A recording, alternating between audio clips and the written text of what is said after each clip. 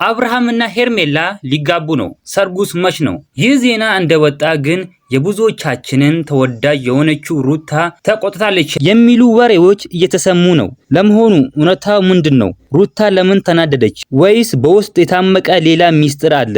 እስከ ቪዲዮ መጨረሻው ድረስ አብራችሁን ቆዩ። ሁሉንም መረጃ ይዘንላችሁ ቀርበናል። ሰላም ጤና ይስጥልኝ ውድ የቻናላችን ቤተሰቦች፣ ዛሬ በመላው የኢንተርኔት መንደር መነጋገር የሆነውን የአብርሃምና የሄርሜላን የጋብቻ ወሬ ይዘንላችሁ ቀርበናል። ሁለቱ ዩቲዩበሮች አብሮ የሚሰሯቸው ስራዎች ስኬታማ መሆናቸው ይታወቃል። አሁን ደግሞ ግንኙነታቸውን ወደ ሌላ ምዕራፍ ሊያሳድጉት እንደሆነ እየተነገረ ነው። ነገር ግን የሁሉንም ሰው ትኩረት የሳበው የሩታ ሁኔታ ነው። ሁላችንም እንደምናውቀው ሩታ በጣም ተወዳጅ፣ ቅን እና ሁሌም ደስተኛ የሆነች ልጅ ናት። በቅርቡ ግን ከዚህ ጋብቻ ጋር ተያይዞ ሩታ እንዳልተደሰተች እንዲያውም መናደዷን የሚገልጹ መረጃዎች እየወጡ ነው። ብዙዎች ሩታ ለምን ትናደዳለች ብለው እየጠየቁ ነው።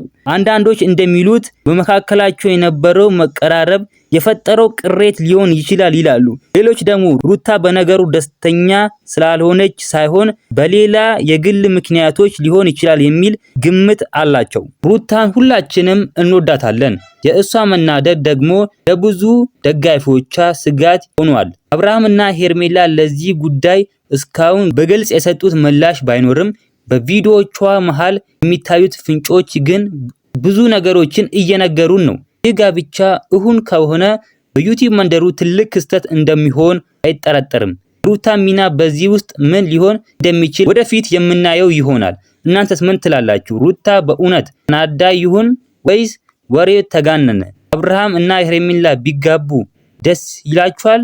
ደስ የሚላችሁን አስተያየት ኮሜንት ላይ ጻፉልኝ። ለቻናላችን አዲስ ከሆኑ ሰብስክራይብ በማድረግ ቪዲዮን ላይክ ያድርጉት። ለሌሎች እንዲደርስ ቪዲዮን ሼር አድርጉት። በሌላ ቪዲዮ እስከምንገናኝ በያላችሁበት የዓለም ዳርቻ ሰላማችሁ ብዝት ይበልልኝ እና ሁኑልኝ።